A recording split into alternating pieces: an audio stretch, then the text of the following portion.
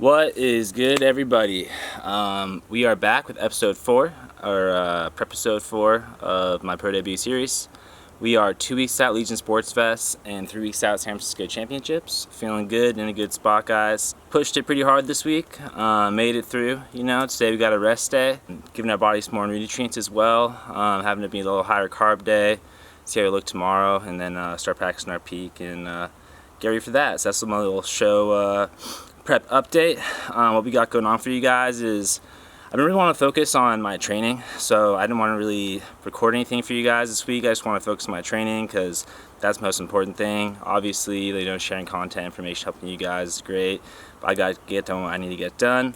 Therefore, this week, guys, we're going to do a little different. We're going to do a recovery day. What is a rest day and a recovery day? What do I do for recovery while I'm prepping as a bodybuilder? And in the Q&A asked on Instagram, it actually worked out perfectly. A lot of you guys asked what I do for recovery or about certain things that I post a lot for recovery. Like you guys see, I post doing like Normatec, the infrared sauna, red light, and we're gonna go over all that.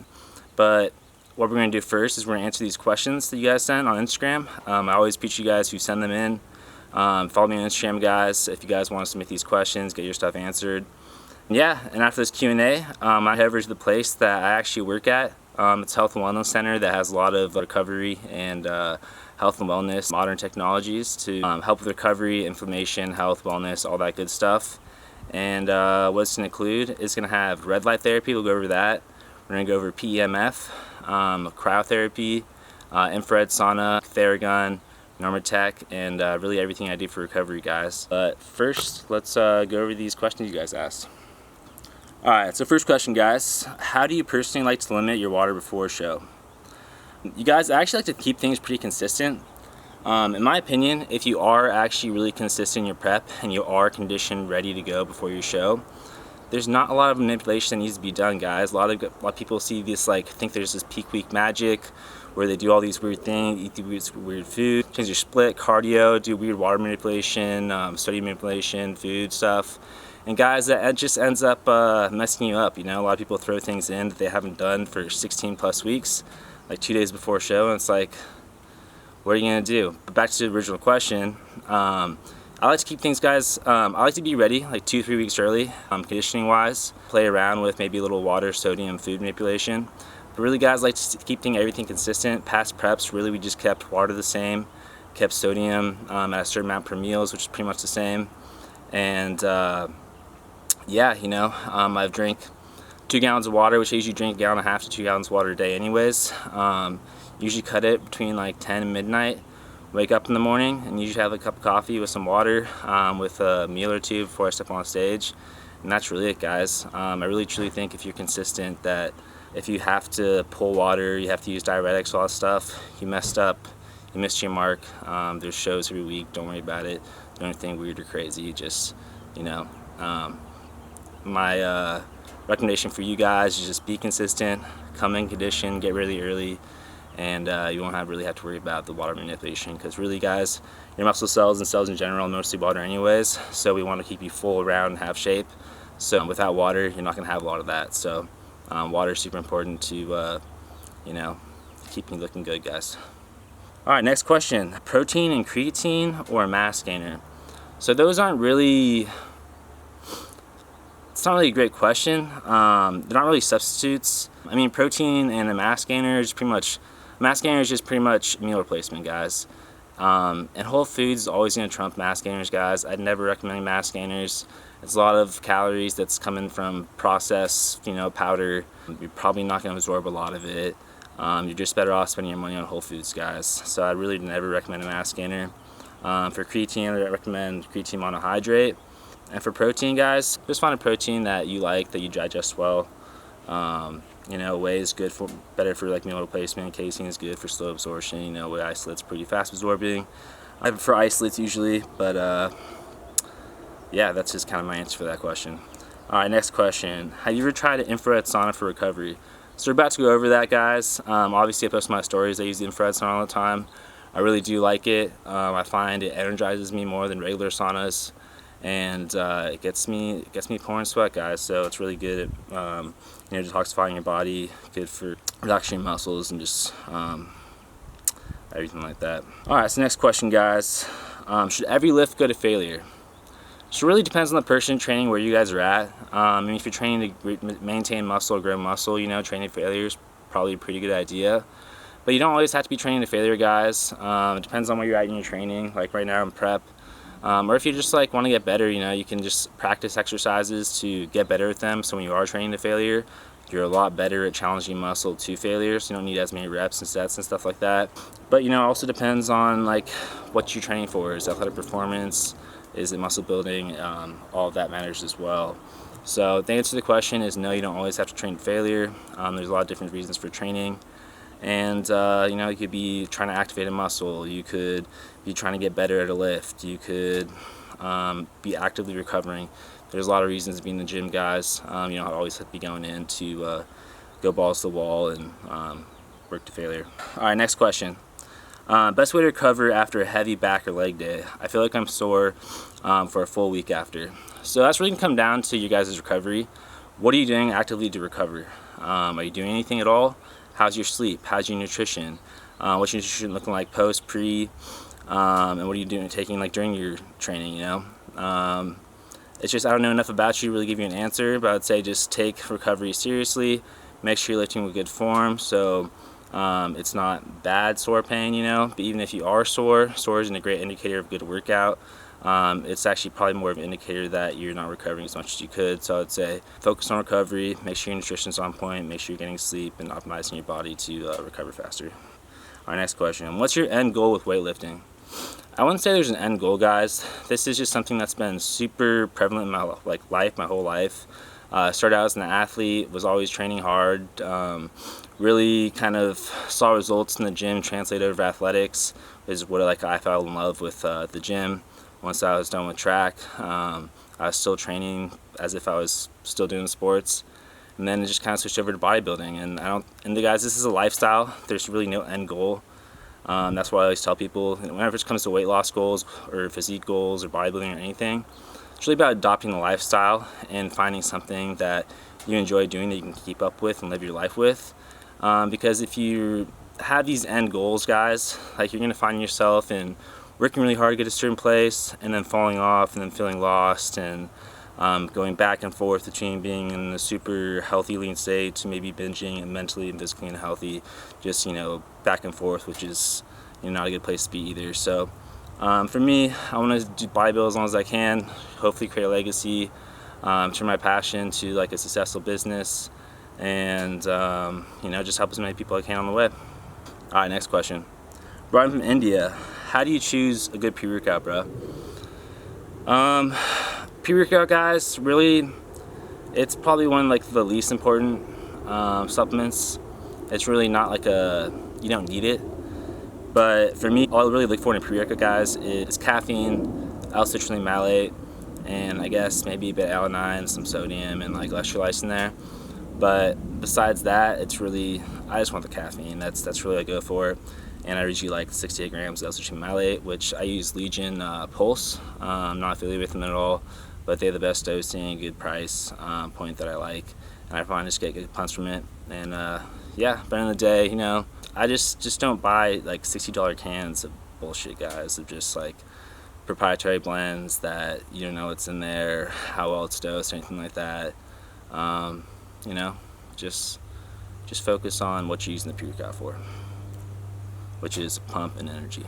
All right, next question, guys. Thoughts on red light therapy and how has it benefited you? So obviously this person watches my stories. I really like red light therapy, guys. When I first started using it, I was like, this light is gonna do anything for me.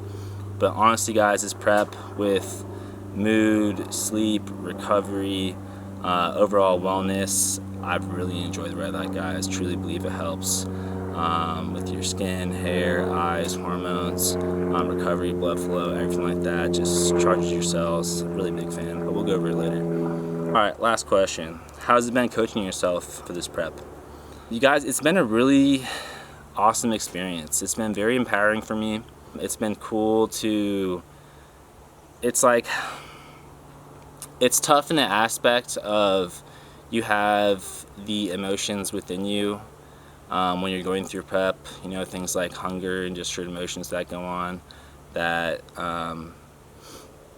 you know, you have that internal conflict going on of like you have your coaching side that's like, this is the plan, that's what you're doing, and then there's like how you're feeling, you know. And it's kind of like a back and forth battle of like sticking to the plan, but also listening to your biofeedback, but like not giving in to like you know, maybe if you're being a soft, like, oh, I need food or something like that, like I don't do that. But like, you know, there's certain things where it's like, you know, if I had a coach who wasn't with me all the time, I couldn't make these calls that have actually been great decisions. Like I would say this last week I've been on pretty low carbs, and like I was having super bad cravings. I was just like, oh, I need food, I need carbs, like. But then like something I listen to a lot is like someone who's having a lot of cravings, I usually put them on like a ketogenic diet or just cut the carbs completely, because then like your glucose levels will be up more steady throughout the day, you won't have any spikes. And there's also other benefits as well. But pretty much it's been cool to like do something I do for someone else, and instead of getting like their feedback back on how they're feeling, it's cool to do it to myself and actually feel like, okay, wow, like this is the feedback I'm getting from my own coaching, like, which is like it's just cool to like make calls, feel how it feels, and it's just making me a smarter person, smarter athlete, smarter coach. You know, getting close to show, your mind definitely plays games with you of like, oh, am I ready? Do I look good? Blah, blah, blah. But I wouldn't recommend it for everybody. But if you have a strong mindset, you know what you're doing, you're confident, you know, it's been a good experience. And, you know, at the end of the day, even if I mess up this prep, like it's just all a learning experience, you know what I mean? And that's been something that's big too, like crossing over to the IFBB side, is they used to put a lot of pressure on shows, like everything has to be perfect, it's like now or never. But like realizing that like it's really a marathon, guys. It's all just a learning process. As long as we're getting better every single day, and then that's all that matters. You know, you can't really compare yourself to other people and where they're at. You know, there's people in the IFBB that are probably 18, 19, 20 years old, and there's people that are up to 50 plus. So we're all on different journeys, and it's been a really cool experience, and been really liking it. And I'm excited to see the package I put together. Definitely come in with my best. So just 2 and 3 more weeks, and it'll be good. But yeah, guys, that's it for the Q&A. Got to head over to the Human Observation Center. It's a place that has all these health, wellness, and recovery tools available. I'm going to take you guys through it. It's going to have red light, Pemf, cryotherapy, local cryotherapy, infrared sauna, Theragun, rapid release, Normatec, and it'll just be cool to show you guys what they do, how they're used, and my personal experience of how I feel they benefit me. What is good, everybody? We're here at the Human Observation Center. It has all the recovery tools I'm using this whole prep. I'm going to take you guys over a few. We're going to start with red light. Red light, guys, here's one version right here. This is localized red light therapy. What it's going to do is it's going to stimulate your cells by charging mitochondria to help release toxins, increase blood flow in the area, and just help recovery by making the cells be more efficient, increase blood flow in the area, which get more nutrients in the area, and just will help recovery just in the acute area. That's what this one's for. We got another one which got some standing panels as well. Right over this way. These panels are a little different. It's for whole body because red light does have multiple benefits. It does help naturally increase the collagen production in your skin, which will give your skin better to look, your hair look better, as well as helps with hormones, helps with sleep. And guys, just on this prep, I definitely noticed a huge difference in my recovery. Every time I come out of the red light, my veins are popping from the blood flow. My mood's been enhanced, and been getting good sleep. And when I first started working here, I was like, what is this light gonna do? It's not really doing anything for me, but you guys, I truly believe in it. It works, and it's really been the key tool in my recovery process. All right, guys, so this is the infrared sauna. You guys have been seeing me use this a lot. The difference between this and normal sauna, it's heated up with infrared light, which I found, guys, when I leave the sauna, I feel super relaxed, but I also feel like I have a charged energy. And I also feel like I sweat a lot more because usually at a sauna, like say like another gym I go to that I use, they're cranked up really high to like 160 plus. This usually sits around like 135 to 145, and that slow cook just really makes me sweat a lot, which gets rid of toxins, which helps with the fat loss process, relaxes your body, helps with sleep, and just is great for detoxing your body and just relaxing yourself so you can recover faster. Because the faster your body can detox, guys, the faster you can focus on protein synthesis and other muscle building aspects. You can retain muscle and just being a more functioning, optimized body for it to you know, lose weight, retain muscle, and just have a good final product.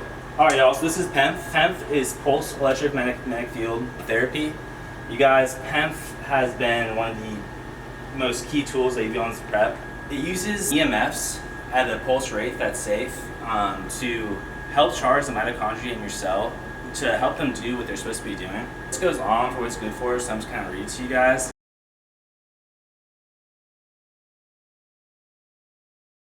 You guys, I swear, it has these different pads that are good for like individual spots, which I think are stronger, which is great for like joints. You guys all rip some heavy deads, hit heavy squats, do something like that. When I'm sore, I'm dead, I'm tired, I had a long day. I hop on this pad, guys, I get off and I feel like a brand new baby. Like, I cannot explain it. The first time I did it, it's actually good for helping with depression too. I'm not depressed, but you guys, you feel super euphoric after too. You just feel good mentally, physically, helps with sleep, helps with recovery. It also helps, you know, all your body has its own electromagnetic field and all your cells have certain charges. Helps fixes that. And you guys, literally, if you just have an acute injury, it will find it. If you lay on this pad, like if you have something you even know is there, it will find it, and like it just makes you feel good, guys. If you have not tried Pemf, I 100% recommend it. It's been a key tool to my recovery. Alright, so this is what the Pemf thing looks like, guys. This is the strength of the magnetic field that we do. Usually I go around 7.8 for the beats per second, and I'm usually around 50 plus there. And all you do is you lay down right here, guys, and it feels kind of like stim if you've ever done electromagnetic stim, but it's just different. So it's electromagnetic field as opposed to electric stim, and it just feels like a pulse in your body. And you just kind of lay there and you sit, and then after, I definitely noticed a huge difference in my cognitive function, my sleep, and I just like, back to that question you guys asked earlier of like what to do if your back's sore, like you hop on this for like 15 minutes, guys, and you'll feel amazing. I'm telling you. It's a great tool, awesome to use, definitely recommend it. Yeah, so over here, we've got a localized cryotherapy machine. What it's doing is it's blowing out air that is really cold. I'll show you guys. So right now, look at my arm. It's 92 degrees. Put this on there for a little bit. And we're going over a certain area, trying to get the temperature down to around 35 to 45 degrees. And we'll check it. And it's already going down to 60 from the 90, guys. So you just do that on an area. Similar to an ice pack, but a lot more effective and gets a lot deeper in the tissue. I find it great. I had a little tendonitis issue that was going on, and with this red light Pemf, I fixed it in like 3 to 4 days, guys. It was pretty cool. Over here, guys, we got a full body cryotherapy chamber. As you can see, right now it's at minus 120. Usually gets to 180. It's a full body oxygen tank. What cryotherapy does to the body is really what it does is it gives you initial fight or flight response, because usually it's 180 in there and your body kind of freezes out for how cold it is. And that release of adrenaline that happens just flushes your body and relieves you of any pain. So like a lot of people who have chronic back pain, this helps you a lot. Helps with reducing inflammation, as well as it's so cold, your body flushes blood to your extremities, and actually helps increase your blood flow. So you can actually do cryotherapy before and after training, unlike an ice bath, because you're not in there long enough for it to actually get deep in the tissue to slow your cells down. So definitely recommend it, guys. Also too, just getting through something hard like this has a lot of psychological benefits. Just making it so daily tasks are better, makes you have less brain fog, mental clarity. This is good for fat loss and a lot of other things as well. Another thing I've been utilizing is Theragun. It's percussion therapy. Pretty much just like a massage, guys. It's just gonna relax your muscles, get rid of knots, increase blood flow to the area, and just help with, you know, aiding the recovery process, getting lactic acid out. Use it before or after lifting. Before, helping increase blood flow, relax the muscles. Post will flush out the lactic acid. It's more relaxed, so you can start the recovery process faster. So you get back to training. Over here, we have a rapid release tool, which is great for using around bony areas, places with less tissue, like joints, hands. It's great for fascia. It was made for plantar fasciitis in the feet. So this is a great tool, guys, for as opposed to percussion, it's vibrations. So it's just a little different. Helps break up that fascia, that layer between your skin and muscle, just help increase blood flow, make it so your tissues moving together a lot better. And yeah, it's just another great tool. We got the Normatec leg sleeves. My dad's trying out over here. Pretty much all it's doing, it's like a deep tissue massage.